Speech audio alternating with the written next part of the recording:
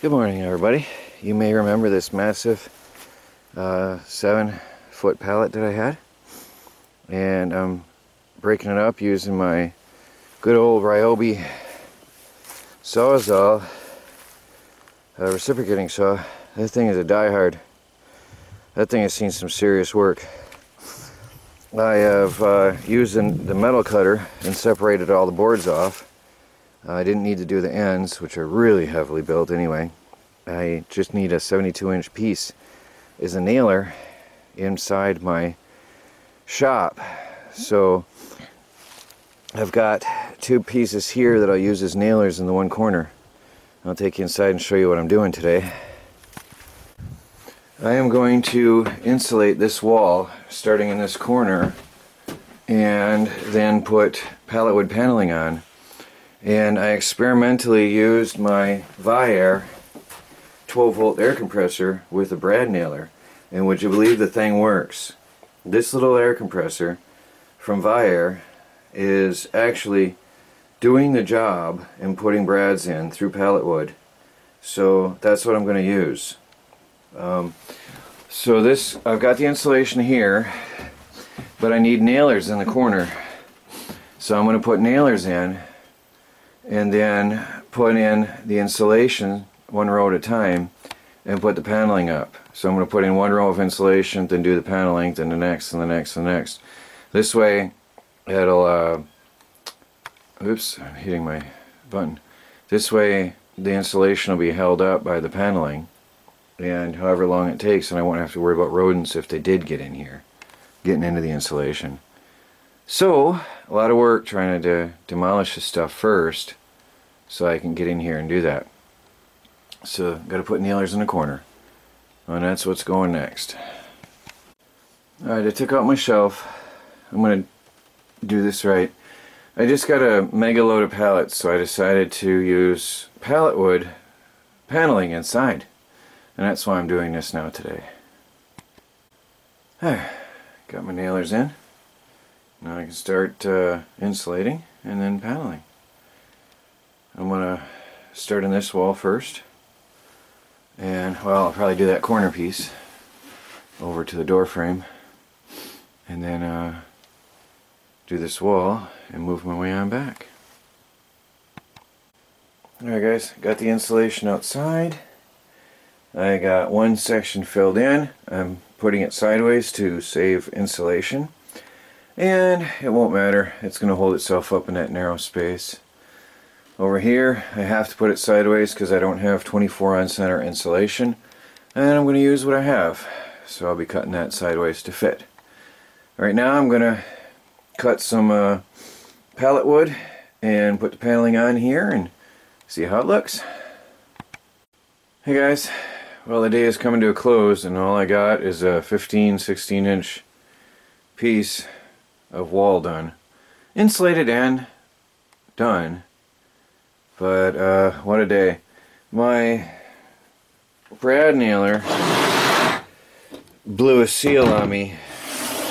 It's a Autocraft. It's 2 years old. It's one I used on the tiny house. I did use it quite heavily, and it was a cheap brand, a cheap tool. So I guess it served its purpose, and it did thousands and thousands, tens of thousands of brads. So whatever, probably from sitting it dried out inside, but I tried oiling it and everything. I tried to whatever, it was blowing air straight through the system, just bypassing straight on through, so there's no, I couldn't without taking it apart, I couldn't get it to go. So I resorted to old-fashioned hammer nails. Funny enough, that's what my dad suggested I do. But that made my job harder on the wall because, and by the way, that blew out on the first board, the very first board on the bottom. Two brads went in perfect, the third one, it blew out.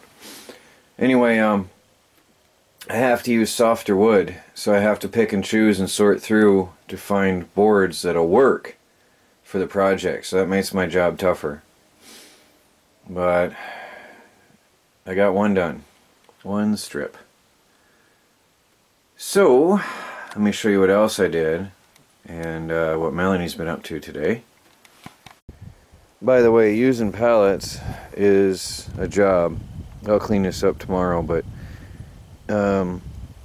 using pallets does take longer. And you got the broken boards, they got to skip around and pieces breaking off and falling off, and you got to pick and choose the softwoods. In this case, because my brad nailer died, I'll probably either get one this weekend or order one online. We'll see how it goes. But it's a good tool to have. I went to town and checked for one and they didn't have anything in town, so I got to go on a search. Anyway, let me show you what's been going on. I got another load of leaves and got them off the truck. I built another compost bin, so now I have 3 compost bins, which I figured on doing right from the start anyway. That's what we had at the other homestead, and I figure we'll keep these going just the same. Pallet compost bins, and out of sight of the house, so you can't really see the house from here. And that was my plan as well. I did not want to have to see this stuff. And the guy who was there gave me some pans, which I'll take in the garage in a bit here. I had them on the bed of the truck, and I just now drove the truck out. But it's gonna be good for next year. Now somebody suggests I put a half board up. I thought about it, but then you can't get down in there with a pitchfork later and really turn this stuff over. I had a half board in the past, and it just makes it harder to work with.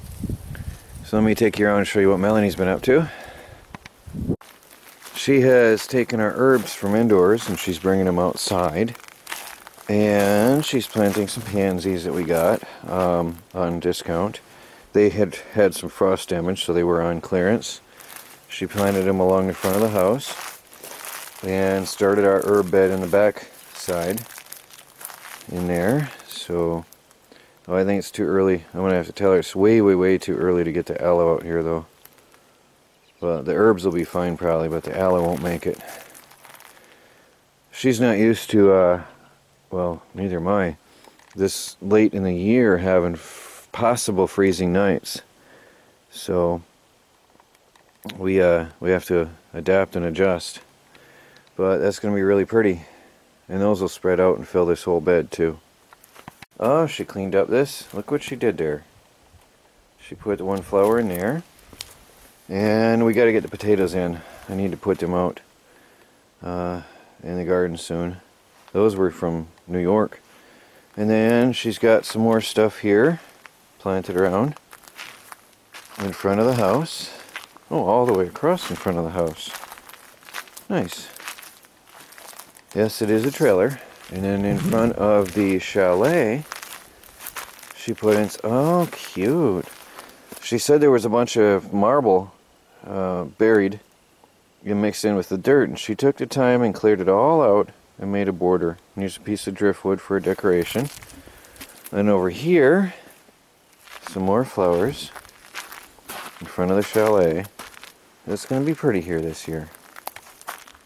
Alright guys, another day is done. Troy from the Do-It-Yourself World and the Off-Grid Project. Talk to you later. Good night.